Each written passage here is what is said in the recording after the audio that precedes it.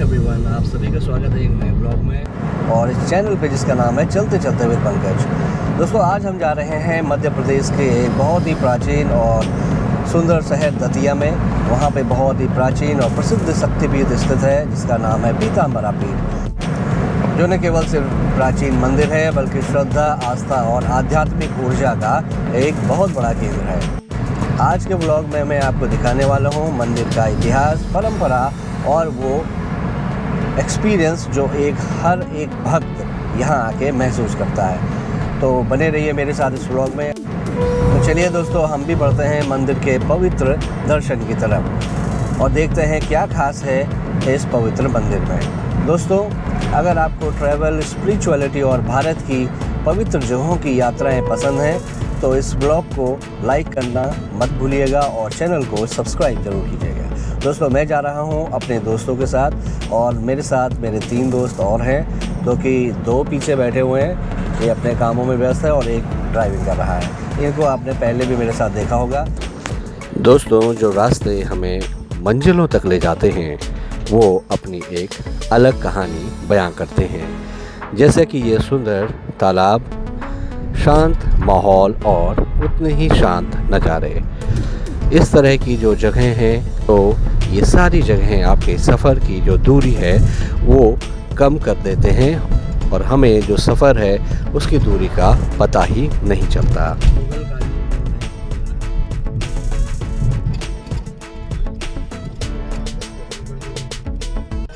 ये जो आप छोटी सी पर्वतमाला देख रहे हैं ये है विंध्या रेंज, और जो विंध्या रेंज है उसके पहाड़ छोटे छोटे हो गए हैं अब, क्योंकि ये विश्व की प्राचीनतम जो पर्वतमालाएं हैं उनकी श्रृंखलाओं में से एक श्रृंखला है। पहले ये पर्वतमालाएं बहुत ऊंची हुआ करती थी, लेकिन इनको प्रकृति की मार ने और इंसानों की मार ने छोटा कर दिया है। ये इलाका जो चंबल का इलाका है, कभी ये बहुत ही ज़्यादा फेमस होता था या इनफेमस रहता था चंबल के जो बीहड़ हैं उनमें बसे हुए डकैतों से। लेकिन आज का माहौल और समय बदल चुका है। चंबल अब बीहड़ों से तो मुक्त नहीं हुआ, लेकिन डाकुओं से मुक्त हो चुका है। यहाँ का जो पूरा लैंडस्केप है अब दूसरी कहानियाँ कह रहा है। बहुत सारी चीज़ें बदल चुकी हैं और भी चीज़ें बदलने के लिए आतुर हैं।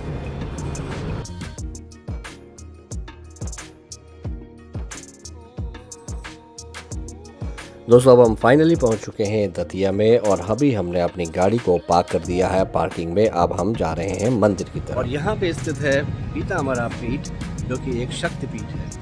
ये एक बहुत ही प्रसिद्ध मंदिर है और यहाँ पे दूर दूर से लोग आते हैं, श्रद्धालु आते हैं दर्शन करने के लिए।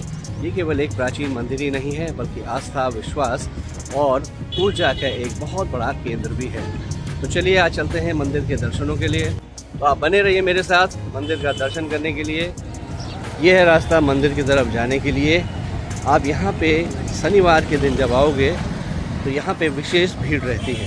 दर्शन करने के बाद मंदिर के बाहर आने में बहुत ही सौहार्दपूर्ण, शांतिपूर्ण ढंग से दर्शन हुए और दर्शन करने के बाद अभी हम बाहर आए हैं। बाहर का नज़ारा बहुत ही अच्छा है और बहुत ही भीड़ है। एक ख़ास बात यहाँ पे ये है कि जो आज शनिवार का दिन है और शनिवार के दिन में भूमरावती माता जो है उनके मंदिर के कपाट आज खुलते हैं। आज वो 2 घंटे के लिए सुबह और 7 बजे से 9 बजे तक सुबह और बाकी 5 बजे के बाद आज शाम को खुलेंगे। बाकी के दिन वो 15 मिनट के लिए डेली खुलते हैं। और ये है भूमावती माता का जो प्रांगण है या मंदिर है वो केवल हफ्ते में 1 दिन खुलता है। और ये देखिए, अभी मैं हूँ पीताम्बरा पीठ में और पीताम्बरा पीठ के आपको जैसे मैंने पहले बताया कि हम लोग दर्शन करके आ चुके हैं। दर्शन करने के बाद हम यहाँ पे अभी बाहर खड़े हुए हैं और यहाँ का कुछ नज़ारा मैं आपको दिखा रहा हूँ। कैसे दर्शन हुए, कितनी भीड़ है, कब आना चाहिए, ये सारी चीज़ें मैं डिटेल में बताऊँगा। आप बने रहिए इस वीडियो के लास्ट तक। ये देखिए, ये कुछ नज़ारा है अभी यहाँ मंदिर के बाहर के प्रांगण का। कुछ लोग हैं यहाँ पे अभी प्रसाद बांट रहे हैं या कुछ सेवा कर रहे हैं। जो पीताम्बरा पीठ का पुराना गेट था वो दूसरी तरफ था और ये नया निर्माण यहाँ पर हुआ है। ये भी एक अच्छा डेवलपमेंट का काम हो रहा है। लास्ट टाइम में जब यहाँ पे आया था तो इतना निर्माण नहीं हुआ था, इतना ज़्यादा यहाँ पे चीज़ें नहीं बनी हुई थी। वो काफ़ी सारी चीज़ें अब बन चुकी हैं। ये अंकल भी कुछ ला रहे हैं। क्या बेच रहे हैं आप? चूरन बेच रहे हैं, गैस कच्ची लकार कब्जे के लिए। अच्छा, ये चूरन बेच रहे हैं, अगर किसी को ऐसी कोई दिक्कत हो तो चूरन भी ले लीजिएगा। बहरहाल यहाँ पे जो श्रद्धालु हैं बहुत ज़्यादा आते हैं, और ख़ासकर शनिवार को जो दिन है, मैंने जैसे आपको बताया, यहाँ पे बैठे हुए हैं श्रद्धालु। पूरा जो कॉरिडोर बना हुआ है, एक अलग तरीके का ये कॉरिडोर बन चुका है, और अभी भी जो मंदिर के प्रांगण के अंदर का जो काम है वो अभी भी चल रहा है, और वो काम अभी शायद पूरा नहीं हुआ है। उसको कुछ समय लगेगा पूरा होने में, क्योंकि प्रांगण के अंदर जो कॉरिडोर है ये आप देख सकते हैं, ये देखिए पहले इस तरह की एंट्री का कोई प्रावधान नहीं था, इस तरह का कॉरिडोर नहीं था, और कॉरिडोर यहाँ पे अब बन चुका है। कॉरिडोर बनने के बाद काफ़ी सारे लोग अब यहाँ से ही जाते हैं। जो इनका मेन गेट है, आगे की तरफ का जो गेट है, उसको उन्होंने बंद कर दिया है, और बंद करने के साथ ही जो एंट्री है यहाँ पे मिलेगी। दोस्तों, मैं बता रहा था पीताम्बरा पीठ के बारे में, और मैंने बताया कि क्यों शनिवार को यहाँ पे ज़्यादा भीड़ होती है। बहुत सारे श्रद्धालु यहाँ पे आते हैं, माता के जो भक्त हैं आते हैं और दर्शन करके जाते हैं। यहाँ पे आने वाले जो श्रद्धालुओं का तांता है वो दिन पर दिन बढ़ता ही जाता है। मैं जब लास्ट टाइम यहाँ पे आया था, इतनी यहाँ पे डेवलपमेंट नहीं हुआ था, और अब काफ़ी डेवलपमेंट हो चुका है। अभी मैं बात कर रहा हूँ कुछ श्रद्धालुओं से जो यहाँ पे दर्शन करके आए हैं। दोस्तों, हमारे साथ इस समय हैं श्रद्धालु जो माता के दर्शन करके आए हैं, और दर्शन करने के पश्चात मैंने सोचा इनसे बात करके देखता हूँ। तो अंकल जी, आप लोग कहाँ से आए हैं? मैं उन्नाव से आया हूँ। अच्छा, और कितना समय लगा वहाँ से आने में यहाँ तक? आने में 4 घंटे करीब लगे हैं, फोर व्हीलर से आए हैं। अच्छा, और कब से आप यहाँ पे आ रहे हैं? अरे कई साल हो गए। तो माता जी के मंदिर में बढ़िया से बहुत दर्शन, बढ़िया व्यवस्था, बहुत सुंदर व्यवस्था, दर्शन अच्छे से हुए? बहुत अच्छे हुए। आपकी जो मनौती है यहाँ पे माता से मांगते हैं, पूरी हो जाती है? हाँ, लगभग पूरी हो जाती है। अच्छा, तो दोस्तों माँ की कृपा है। बिल्कुल सही बात है अंकल जी, माँ की कृपा है, और इसी तरह के लोग जो भक्त हैं आते हैं और अपनी मनौतियाँ यहाँ पे माता के पास मांगते हैं। और दूसरी चीज़ अंकल, यहाँ पे शनिवार को ही ज़्यादा भीड़ होती है। शनिवार को माँ धूमावती का दर्शन हो जाता है, साथ में खुलता है पट, इसलिए ज़्यादा भीड़ हो जाती है। अच्छा, ठीक है। तो ये जैसे मैं आपसे कह रहा था कि धूमावती माता का जो मंदिर है, जो प्रांगण है, वो शनिवार के दिन ज़्यादा खुलता है। तो अंकल जी ने भी वही बात बताई। थैंक यू अंकल जी, आपने हमसे बात करने के लिए, थैंक यू वेरी मच। और यहाँ पे देख रहा हूँ मैं, कुछ लोग यहाँ पे फल बांट रहे हैं, श्रद्धालुओं को फल दे रहे हैं, आस्थावान लोगों को दे रहे हैं। लोग इनसे फल और प्रसाद भी ग्रहण कर रहे हैं। तो इनसे भाई जी से मैं बात करता हूँ। भैया, आपका क्या नाम है? जगमोहन कुशवाहा। जगमोहन। तो आप यहाँ पे ये हमें मंदिर की तरफ से बांट रहे हैं? कौन बांट रहा है? फल बांट रहे हैं, हम लोगों की समिति है। समिति की तरफ? तो हमेशा ऐसे ही करते रहते हैं? ऐसे ही करते रहते हैं। अभी हमारा भंडारा चलता था, 1.5 साल से चल रहा है, 2 साल हो गई है। अच्छा, अब आज हमने फल का वो रखा है, ये फल बांट रहे हैं। अच्छा, चलिए। लोगों का सहयोग है, माई की कृपा है। बहुत बढ़िया। तो ये भाई जी लोग जो है माता जी के प्रांगण में फल और प्रसाद बांट रहे हैं, भंडारा करते हैं, पुण्य का काम करते हैं। जो लोग भूखे हैं वगैरह, या जो कोई भी लोग उसको ग्रहण करना चाहते हैं, वो प्रसाद ग्रहण करके ले जाते हैं यहाँ से। देखिए, माता की महिमा ही कुछ ऐसी है। यहाँ दूर दूर से लोग आते हैं, आप जैसे देख सकते हैं, जैसे दूर दूर से लोग आ रहे हैं यहाँ पे और दर्शन कर रहे हैं। लगातार भीड़ बनी रहती है। जो भी यहाँ पे जो दान करने वाले हैं, श्रद्धालु हैं या दानी दाता हैं, वो अपनी इच्छा के हिसाब से, अपनी मनौतियाँ पूरी होने पे लोगों को दान भी देते रहते हैं। तो ये कुछ माता की महिमा है, जिसको वही समझ सकता है जो माता के भक्त हैं।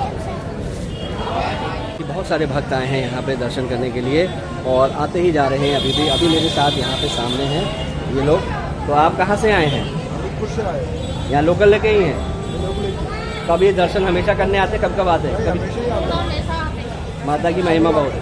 अच्छा, तो ये आए हैं, यहाँ लोकल के ही हैं, लेकिन ये दर्शन करने आए हैं। सभी का यहाँ पे बड़ा छोटा कोई भेद नहीं है। मंदिर में एक उक्ति बहुत बढ़िया लिखी हुई थी, जो थी, उनमें लिखा था, मंदिर के प्रांगण में पद और कद का लोभ ना करें।